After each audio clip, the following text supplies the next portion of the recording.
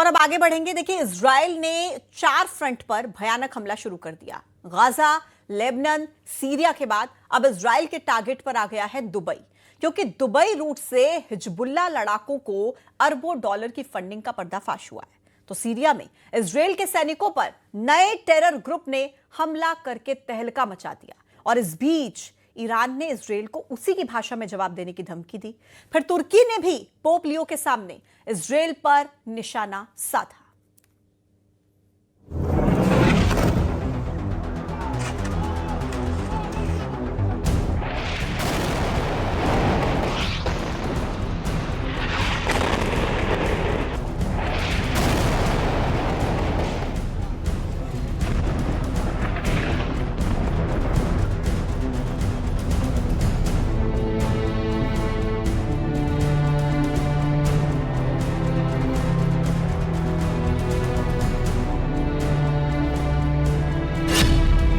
Israel ने हवाई हमलों से लेबनान जलाना शुरू कर दिया है।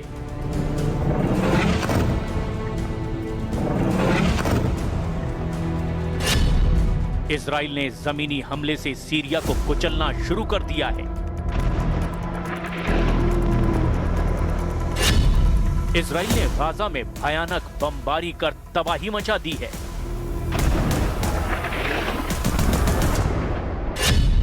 इजराइल ने गोलान हाइट्स पर फिर से मोर्चा संभाल लिया है।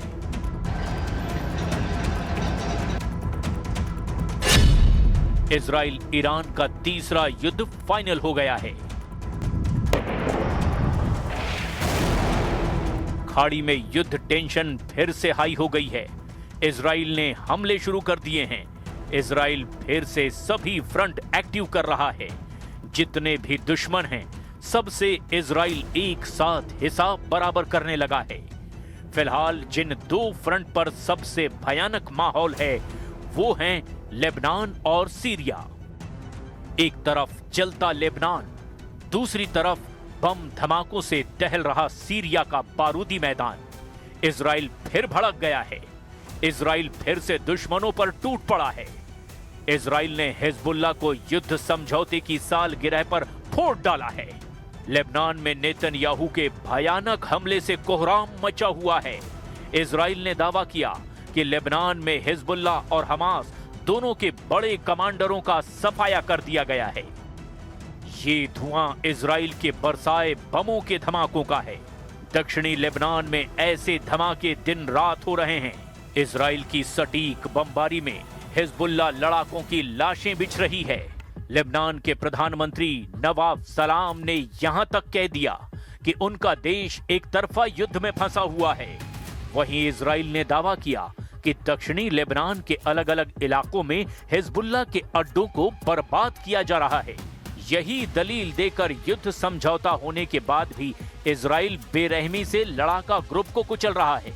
इजराइल ने जानकारी दी कि युद्ध समझौते के बाद लेबनान में कोई ऐसा दिन नहीं बीता जब हमला ना किया गया हो। 27 नवंबर 2024 को इजराइल हिजबुल्लाह में अमेरिका ने युद्ध समझौता करवाया था। इसके बावजूद इजराइल ने लेबनान में करीब 1200 बार हमला किया है। इजराइल डिफेंस फोर्स ने जानकारी दी कि उसके हमले में 370 से ज्यादा हिजबुल्लाह कमांडर मारे गए हैं। वहीं यूनाइटेड नेशन मानवाधिकार ऑफिस ने कहा कि सीज फायर डील के बाद से इजराइल के हमलों में लेबनान के 127 आम नागरिकों की जान गई है। इजराइल के पास हिजबुल्लाह पर हमले की वाजिब वजह है। लड़ाका ग्रुप हथियार छोड़ने को तैयार नहीं, जबकि युद्ध समझौते में ये सबसे जरूरी शर्त है। इसीलिए इजराइल तब भी हमले नहीं रोक रहा जब पोप लियो लेबनान विजिट करने जा रहे हैं। लेबनान से पहले अंकारा पहुंचे पोप लियो से तुर्की के राष्ट्रपति एर्दोआन ने मुलाकात की है। एर्दोआन ने पोप के सामने भी इजराइल विरोधी बातें कह डाली। Our esteemed guest's visit comes at a crucial time in the context of regional and global events. I hope and desire that this visit, which comes at a time when humanity's search for direction is accelerating, global uncertainties are increasing, Latin Amerika'dan Doğu And tensions are Avrupa'ya mounting from Asia to gerilerin Africa, tırmandığı from Latin America yerlerde to Eastern gerçekleşen Europe, ziyaretin tüm will be insanlık beneficial için for all of humanity. hayırlara vesile Erdogan का Netanyahu पर गुस्सा इन तस्वीरों से समझा जा सकता है। ये इजराइल की बख्तरबंद गाड़ियां हैं जो गोलान हाइट्स से सीरिया में दाखिल हो गई हैं। इजरायली सेना ने बताया कि 28 नवंबर की सुबह दक्षिणी सीरिया में एक गिरफ्तारी ऑपरेशन के दौरान बंदूकधारियों की फायरिंग में 6 इजरायली सैनिक घायल हो गए, जिनमें से 3 की हालत बहुत गंभीर है।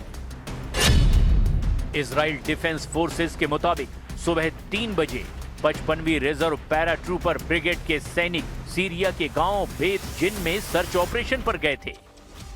इजराइल के बॉर्डर से ये इलाका लगभग 7 किलोमीटर पूरब में है, जहां ताकी अल जमा अल इस्लामिया आतंकी संगठन ने इजरायली सेना पर हमला कर दिया। हमले के जवाब देने के बाद इजराइल ने अल जमा अल इस्लामिया के 2 आतंकियों को गिरफ्तार किया है। सीरिया में तुर्की समर्थित अहमद अल शरा की हुकूमत है।